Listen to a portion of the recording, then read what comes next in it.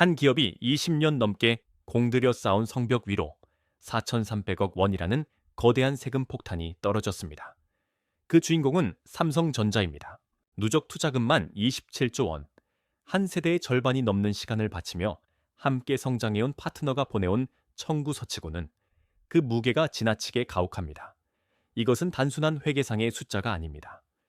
우리가 신봉해왔던 글로벌 제조업의 질서가 종말을 고하고 있다는 가장 차갑고 선명한 신호입니다. 2024년 삼성전자의 재무제표에는 이전에 볼 수 없던 낯선 항목 하나가 기록되었습니다. 베트남 법인에 배정된 4,300억 원 규모의 세금 충당금입니다. 충당금이란 미래에 지출될 것이 확실시되는 비용을 장부에 미리 기록해두는 행위입니다. 즉, 삼성은 이미 알고 있습니다. 그동안 베트남에서 누려왔던 파격적인 특혜의 시간은 끝났으며 이제는 막대한 대가를 치러야 할 시점이 왔다는 사실을 말입니다. 삼성과 베트남의 인연은 깊고도 견고해 보였습니다. 2008년 박린성에 첫 공장을 세운 이후 삼성은 베트남 전체 수출의 20% 이상을 홀로 책임지는 국가적 기둥이 되었습니다. 10만 명의 베트남 현지 임직원이 삼성의 로고 아래서 생계를 이어갑니다. 베트남 입장에서는 일자리와 외화를 가져다주는 구원자였고 삼성 입장에서는 저렴한 인건비와 법인세 면제라는 꿀만 같은 인센티브를 제공하는 기회의 땅이었습니다. 서로가 서로를 필요로 했던 완벽한 밀월 관계. 하지만 그 관계에 서늘한 균열이 생기기 시작했습니다. LG전자와 LG이노텍 같은 부품 계열사들도 약속이라도 한 듯 비슷한 상황에 직면해 있습니다. 이것은 특정 기업의 실수가 아닙니다. 베트남이라는 국가 자체가 본색을 드러내며 변화하고 있다는 신호입니다. 20년 우정의 대가로 돌아온 것은 감사가 아닌 냉혹한 세금 고지서였습니다. 왜 베트남은 이토록 갑작스럽게 태도를 바꾼 것일까요? 그리고 이 4,300억 원은 정말 일회성 비용에 불과한 것일까요? 비즈니스 세계에 오래된 격언 중 하나가 있습니다. 잡은 물고기에게는 더 이상 미끼를 주지 않는다는 말입니다. 베트남 정부의 계산기는 이제 그 차가운 논리를 따르기 시작했습니다. 삼성이 이미 베트남 땅에 27조 원이라는 천문학적인 자본을 쏟아붓고 10만 명의 생계를 담보로 잡고 있는 이상 세금을 조금 더 걷는다고 해서 이 거대 기업이 쉽게 짐을 싸지는 못할 것이라는 확신입니다. 20년 전 외화 한 푼이 아쉬워 고개를 숙이던 개발도상국의 모습은 더 이상 그곳에 없습니다. 베트남을 압박하는 진짜 이유는 그들의 장부 속에 숨어 있습니다. 코로나 팬데믹 이후 베트남의 재정 적자는 임계치를 넘어섰습니다. 현대적인 인프라를 구축하기 위해서는 막대한 자금이 필요하지만 국가는 가난하고 세수는 턱없이 부족합니다. 이 상황에서 그동안 선격처럼 여겨졌던 다국적 기업들의 면세 혜택은 베트남 정부에게 가장 매력적인 먹잇감이 되었습니다. 삼성뿐만이 아닙니다. 인텔, 캐논 같은 글로벌 거물들도 줄줄이 베트남의 달라진 눈빛을 마주하고 있습니다. 여기에는 베트남에 근거 있는 자신감도 한 몫을 합니다. 이제 베트남은 동남아시아의 대체 불가능한 제조업 허브로 우뚝 섰습니다. 굳이 삼성에게 매달리지 않아도 애플과 구글 같은 기업들이 진입 순서를 기다리며 줄을 서고 있습니다. 하지만 이러한 태도 변화는 기업들에게 치명적인 신호를 보냅니다. 자본이 가장 혐오하는 것은 손실이 아니라 불확실성입니다. 오늘의 약속이 내일의 법령 하나로 뒤집힐 수 있다면 수십 년을 내다보는 장기 투자는 전략이 아니라 위험한 도박이 되어버립니다. 삼성이 조용히 지도를 펼쳐 인도를 응시하기 시작한 것은 단순한 변심이 아닙니다. 생존을 위한 본능적인 회피입니다. 그러나 베트남의 이러한 변심 뒤에는 우리가 미처 보지 못한 더 거대하고 정교한 국제 조세의 함정이 설계되어 있습니다. 베트남의 변심, 그 이면을 깊숙이 들여다보면 개별 국가의 의지를 넘어선 거대한 시스템의 그림자가 드리워져 있습니다. 2021년 OECD가 합의한 글로벌 최저한세라는 이름의 보이지 않는 덫입니다. 이것은 전 세계 어디에서 사업을 하든 최소한 15%의 법인세는 반드시 내야 한다는 자본의 이동에 대한 사실상의 강제적 통제입니다. 그동안 다국적 기업들은 세금의 파도를 피해 영리하게 움직여 왔습니다. 아일랜드에 본사를 두고 버뮤대 지식재산권을 숨기며 싱가포르에서 이익을 정산하는 방식으로 국가의 경계를 무력화했습니다. 하지만 선진국들은 더 이상 자신들의 금고가 비어가는 것을 좌시하지 않았습니다. 글로벌 최저한세는 이 정교한 구멍을 막기 위해 설계된 투명한 감옥입니다. 만약 삼성이 베트남에서 5%의 세금만 낸다면 그 차액인 10%를 본국인 한국 정부가 거두어갈 수 있게 된 것입니다. 베트남은 여기서 영리하고도 잔인한 선택을 했습니다. 2024년부터 적격 국내 최저한세라는 제도를 정역 시행한 것입니다. 어차피 한국 정부가 가져갈 세금이라면 차라리 베트남 정부가 먼저 챙기겠다는 계산입니다. 삼성에게는 날벼락 같은 현실입니다. 그동안 베트남에서 삼성이 실제로 부담하던 실효세율은 5% 미만이었습니다. 그러나 이제 하룻밤 사이에 3배가 넘는 15%라는 벽을 마주하게 되었습니다. 4,300억 원의 충당금은 이 새로운 질서에 순응해야만 하는 거대 기업의 무력한 고백이나 다름없습니다. 하지만 이 공정해 보이는 규칙조차 모두에게 평등하게 적용되는 것은 아닙니다. 이 거대한 게임의 설계자들은 자신들을 위한 특별한 뒷문을 조용히 열어두었습니다. 같은 경기장에서 뛰고 있지만 누군가는 발을 묶인 채 뛰어야 하고 누군가는 날개를 다는 이 기묘한 불평등은 대체 어디서 시작된 것일까요? 세계 경제의 심장부에서 벌어지는 이 은밀한 담합은 한국 기업들을 전례 없는 고립으로 몰아넣고 있습니다. 하지만 진짜 비극은 숫자의 크기가 아니라 그 숫자가 적용되는 방식에 있습니다. 2025년 6월 G7 선진국들은 미국의 강력한 압박 아래 침묵을 선택했습니다. 그 결과는 참혹했습니다. 사실상 미국 기업들에게만 글로벌 최저한세 적용을 유예하거나 예외로 두기로 한 은밀한 합의가 이루어진 것입니다. 이제 같은 베트남 땅 위에서 공장을 돌려도 한국의 삼성은 15%의 세금을 내야 하지만 미국의 마애플은 여전히 5%의 혜택을 누릴 수 있는 기괴한 풍경이 펼쳐지게 되었습니다. 이것은 단순히 기울어진 운동장 정도가 아닙니다. 규칙을 만든 설계자들이 자신들을 위해 열어둔 은밀한 뒷문이며 한국 기업들은 그 성벽 밖에 남겨진 차에 폭풍을 정면으로 맞게 된 셈입니다. 같은 경기장에서 뛰고 있지만 경쟁사보다 훨씬 무거운 모래주머니를 차고 달려야 하는 현실. 삼성에게 이번 세금 폭탄이 유독 뼈아픈 이유는 단순한 비용 지출 때문이 아닙니다. 국가의 위계가 곧 비즈니스의 룰이 되는 냉혹한 국제 질서 속에서 한국 기업이 마주한 고립된 위상을 처절하게 확인했기 때문입니다. 그러나 삼성의 발목을 잡는 것은 법전 속의 텍스트뿐만이 아닙니다. 더 본질적이고 더 물리적인 위협이 베트남의 하늘 아래서 소리 없이 차오르고 있습니다. 자본이 감당할 수 있는 손실에는 한계가 있지만 시스템 자체가 멈춰버리는 상황은 차원이 다른 공포를 불러옵니다. 세금 고지서보다 더 무서운 것, 그것은 공장의 심장이 멈출지도 모른다는 서늘한 예감입니다. 첨단 제조업의 세계에서 전기와 물류는 산업의 혈관이자 호흡입니다. 하지만 베트남의 대지는 이제 그 거대한 몸집을 감당하기에 숨이 가빠 보입니다. 2023년 6월 베트남 북부를 덮친 기록적인 폭염은 단순한 자연재해가 아니었습니다.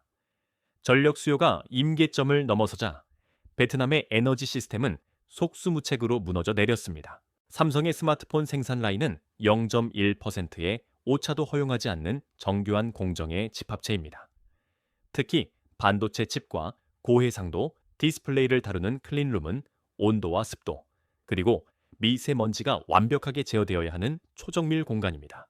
이곳에서 전기가 단 1초만 끊겨도 라인 위에 있던 수억 원어치의 제품은 그 즉시 폐기되어야 하는 쓰레기로 변합니다. 2023년의 여름, 삼성은 일부 라인의 가동을 멈추며 그 서늘한 리스크를 온몸으로 체감해야 했습니다. 문제는 이 블랙아웃이 일시적인 사고가 아니라는 점입니다. 베트남의 전력 수요는 매년 10%씩 폭증하고 있지만 발전소 건설 속도는 자본의 갈증을 따라가지 못하고 있습니다. 세계은행은 베트남이 2030년까지 에너지 부문에만 1,500억 달러의 투자가 필요하다고 경고합니다. 하지만 이미 재정 적재 허덕이는 베트남 정부에게 이는 감당하기 버거운 숙제입니다. 도로는 좁고 항만은 물동량에 막혀 병목 현상을 일으킵니다. 인프라는 돈을 쏟아붓는다고 해서 하루아침에 완성되지 않습니다. 발전소를 짓고 송전망을 안정화하는 데는 최소 5년에서 10년의 세월이 흐릅니다. 자본은 그 기나긴 시간을 인내하며 불안한 나날을 보내줄 만큼 자비롭지 않습니다. 세금의 압박과 인프라의 한계. 삼성이 고개를 돌려 지도를 다시 그리기 시작한 것은 어쩌면 당연한 수순일지도 모릅니다. 그들이 주목한 곳은 베트남에서 그리 멀지 않은, 하지만 체급 자체가 다른 거대한 대륙이었습니다. 그곳은 삼성이 찾던 마지막 안식처일까요? 아니면 또 다른 함정일까요? 지도를 옆으로 조금만 옮겨보면 자본이 선택한 새로운 대안이 선명하게 보입니다. 인도입니다. 삼성이 베트남을 완전히 등지는 것은 아닙니다. 하지만 새로운 투자의 물줄기가 인도를 향해 급격히 쏠리고 있다는 사실은 이제 누구도 부정할 수 없는 현실이 되었습니다. 왜 자본은 다시 한번 거대한 이동을 선택한 것일까요? 첫 번째 이유는 압도적인 체급의 차이입니다. 인도의 인구는 14억 명을 넘어섰습니다. 2023년 중국을 제치고 세계 1위의 인구 대국이 된 이 땅의 진짜 힘은 단순히 머릿수가 아니라 그들의 나이에 있습니다. 인구의 평균 연령은 고작 28세. 매년 수천만 명의 청년이 생애 첫 스마트폰을 구매하기 위해 시장으로 쏟아져 나옵니다. 제조기업에게 이보다 탐스러운 사냥터는 지구상에 존재하지 않습니다. 베트남과 비교하면 그 격차는 더욱 잔인하게 드러납니다. 1억 명 남짓의 베트남은 훌륭한 수출 기지가 될 수는 있어도 물건을 팔아 수익을 남길 내수 시장으로서는 한계가 명확합니다. 반면 인도는 생산과 소비가 한 곳에서 이루어지는 완결된 생태계입니다. 삼성은 이미 이 땅에 30년 가까운 시간을 들여 뿌리를 내렸습니다. 델리 근처 노이떼에 위치한 삼성 공장은 이제 연간 1억 2천만 대를 찍어내는 세계 최대의 생산 거점으로 성장했습니다. 주목해야 할 점은 생산의 질이 변하고 있다는 사실입니다.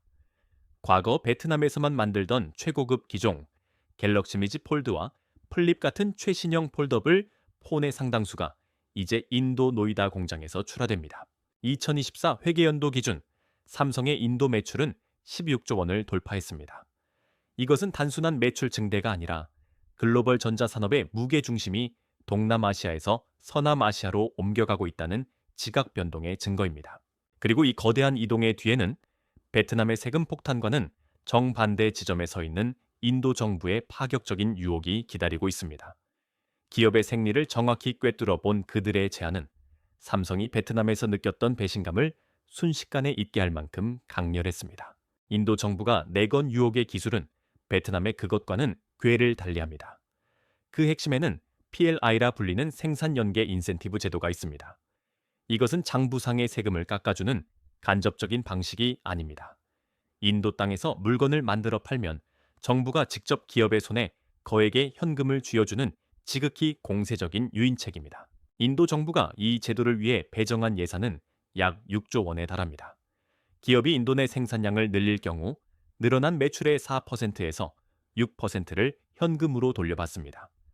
베트남에서 15%의 세금 폭탄을 걱정하며 방어적인 경영을 해야 하는 상황과 물건을 팔 때마다 국가가 현금을 얹어주는 인도의 상황. 자본이 어느 쪽으로 흐를지는 이미 정해진 답이나 다름없습니다. 삼성이 이 제도의 최대 수혜자로 부상한 것은 냉혹한 이윤 추구의 결과입니다. 하지만 진짜 두려운 것은 눈에 보이는 현금이 아닙니다. 인도가 보유한 무한에 가까운 두뇌의 힘입니다. 매년 인도에서는 150만 명 이상의 공학도가 쏟아져 나옵니다. 구글, 마이크로소프트, IBM의 정점에 서 있는 이들이 모두 인도 공과대학, IIT 출신이라는 사실은 이제 놀랍지도 않은 상식입니다. 삼성은 이미 방갈로르와 델리의 거대한 연구개발센터를 운영하며 수천 명의 인도 엔지니어들을 빨아들이고 있습니다. 단순히 인건비가 싸서 공장을 짓는 시대는 끝났습니다. 이제 삼성은 제품의 설계와 핵심 기술 개발까지 인도에서 진행하고 있습니다. 이것은 단순한 현지화가 아니라 삼성전자의 지적 중추가 서서히 이동하고 있음을 의미합니다. 조립은 베트남에서, 설계는 한국에서 하던 기존의 공식이 무너지고 있는 것입니다. 인도는 이제 단순한 공장이 아니라 스스로 생각하고 창조하는 거대한 머리가 되어가고 있습니다. 그리고 이 거대한 두뇌가 깨어나기 시작할 때 그동안 우리가 당연하게 여겼던 기술 강국 한국의 위상은 어디로 밀려나게 될까요? 자본의 이동은 이제 손끝의 노동을 넘어 머릿속의 지식마저 국경 밖으로 밀어내고 있습니다. 이러한 변화의 이면에는 숫자로 환산하기 어려운, 그러나 더 본질적이고 치명적인 위협이 숨어 있습니다. 바로 두뇌의 이동입니다. 인도는 매년 150만 명 이상의 공학도를 배출하는 세계 최대의 인재 공장입니다. 그 중에서도 인도 공과대학, 즉 IIT라 불리는 곳은 이제 전 세계 기술 권력의 성지가 되었습니다. 구글과 마이크로소프트의 수장들이 이곳 출신이라는 사실은 더 이상 놀라운 뉴스가 아닙니다. 삼성은 이미 방갈로르와 델리에 위치한 연구개발센터를 통해 이 거대한 인재의 바다에 깊숙이 닻을 내렸습니다. 이것이 우리에게 던지는 메시지는 명확하고도 서늘합니다. 과거의 공급망은 한국에서 설계하고 해외에서 조립하는 수직적 구조였습니다. 하지만 이제는 부가가치가 가장 높은 설계와 개발의 단계마저 국경을 넘어가고 있습니다. 가치 사슬의 최상단, 즉 부의 원천이 한국을 떠나기 시작한 것입니다. 인도에서 만들어지는 최신 스마트폰에는 이제 한국인의 손기술보다 인도 엔지니어의 논리 체계가 더 깊게 박혀 있습니다. 자본은 더 이상 국가의 경계나 애국심에 머물지 않습니다. 가장 우수한 인재가 가장 밀도 있게 모인 곳으로 흐를 뿐입니다. 한국의 연구실이 비어가고 청년들이 불확실한 미래에 떨고 있는 사이, 우리가 자부하던 기술의 성벽은 안쪽에서부터 허물어지고 있습니다. 삼성이 인도에서 개발부터 생산까지 완벽한 자족 시스템을 갖추게 되는 날, 우리에게 남겨질 몫은 무엇일까요?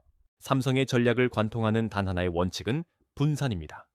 계란을 한 바구니에 담지 말라는 오래된 격언은 이제 거대 자본이 생존을 위해 선택한 서늘한 실전 교본이 되었습니다. 베트남에서 인도로, 다시 또 다른 어딘가로. 삼성은 전 세계에 걸쳐 촘촘한 생산의 그물망을 짜고 있습니다.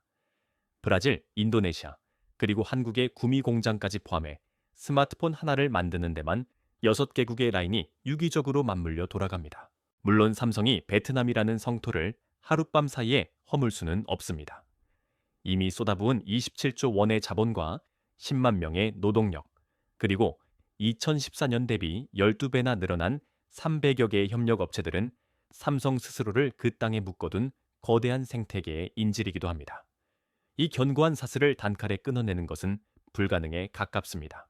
하지만 자본의 의지는 이미 방향을 틀었습니다. 신규 투자의 물줄기가 베트남의 둑을 넘어 인도로 거세게 흐르고 있다는 사실은 베트남 경제에게는 시한폭탄과 같은 공포로 다가옵니다. 베트남 정부 역시 이 미묘하고도 거대한 기류의 변화를 감지하고 있습니다. 단기적인 세수 확보를 위해 던진 세금 고지서가 장기적인 성장 동력을 갉아먹는 독이 될 수 있다는 사실을 뒤늦게 깨닫고 있을지도 모릅니다. 하지만 이미 글로벌 최저 환세라는 새로운 국제 질서의 톱니바퀴는 돌아가기 시작했습니다. 이제 더 이상 세금 깎아주기라는 낡은 미끼로는 기업을 붙잡아둘 수 없는 시대가 도래한 것입니다. 앞으로의 전쟁터는 세금이 아니라 인프라, 인력, 그리고 시장의 크기라는 본질적인 체급 싸움이 될 것입니다. 이 냉혹한 게임에서 인도는 베트남보다 훨씬 유리한 고지를 선점하고 있습니다. 삼성의 선택은 단순히 세금을 피하기 위한 도망이 아니라 변화된 규칙에 가장 빠르게 적응하려는 진화의 결과입니다. 그리고 이 진화의 끝에서 우리는 가장 근원적이고 불편한 질문 하나를 마주하게 됩니다. 기업이 국가를 선택하는 시대. 그렇다면 선택받지 못한 국가와 그곳의 사람들에게 남겨지는 것은 무엇일까요? 삼성의 이 거대한 이동은 결국 우리에게 가장 뼈아픈 질문을 던집니다. 기업이 국경을 넘는 것은 어저늘의 일이 아니나 최근의 변화는 그 양상이 근본적으로 다릅니다. 과거의 유랑이 단순히 값싼 노동력을 찾기 위한 갈구였다면 지금의 이동은 시장과 인재, 그리고 생존을 담보할 인센티브를 향한 필연적인 선택입니다. 인도에서 삼성이 연구 개발까지 자급하기 시작했다는 사실은 우리에게 지독한 상실감을 안깁니다. 한국에서 설계하고 해외에서 조립한다는 오래된 승리의 공식은 이제 폐기되었습니다. 가치 사슬의 최상단, 즉 부의 원천인 설계 지능마저 한국을 떠나기 시작한 것입니다. 본사와 브랜드 관리라는 껍데기만 남겨진 차에 핵심 엔진이 해외로 옮겨갈 때 우리는 과연 무엇으로 버틸 수 있을까요? 일자리는 증발하고 거대한 공장들에 의존하던 지방의 협력업체들은 소리 없이 쓰러집니다. 활기를 잃은 도시의 풍경은 이제 일상이 되었습니다. 정부는 기업을 붙잡기 위해 세금을 깎아주는 구시대적 처방에 매달리지만 자본은 이미 그 너머를 보고 있습니다. 인도가 삼성에게 매력적인 이유는 달콤한 현금 때문만이 아닙니다. 14억의 거대한 시장과 150만 명의 굶주린 공학도라는 대체 불가능한 자산이 그곳에 있기 때문입니다. 베트남의 사례는 우리에게 가장 차가운 교훈을 남깁니다. 기업을 유치하는 것보다 힘겨운 것은 그들의 마음을 붙들어 두는 일입니다. 한번 무너진 신뢰는 결코 이전으로 돌아갈 수 없으며 자본은 그 대가를 반드시 청구합니다. 삼성전자는 한국의 자부심이기 이전에 냉혹한 자본의 논리를 따르는 글로벌 법인입니다. 이익이 있는 곳으로 흐르고 위험이 있는 곳을 떠나는 것. 그것이 자본의 유일한 윤리입니다. 영원한 우방은 없습니다. 영원한 파트너십 또한 환상에 불과합니다. 오직 이익만이 영원한 질서로 남는 이 냉정한 현실 앞에서 우리는 무엇을 준비하고 있습니까? 베트남의 4,300억 원 세금 폭탄은 시작에 불과할지도 모릅니다. 삼성이 인도의 품에 안겨 그들의 두뇌까지 공유하기 시작한 지금, 우리가 직면한 진짜 공포는 이것입니다. 삼성이 언젠가 한국마저 하나의 선택지로 여기게 되는 그날이 오고 있다는 사실입니다.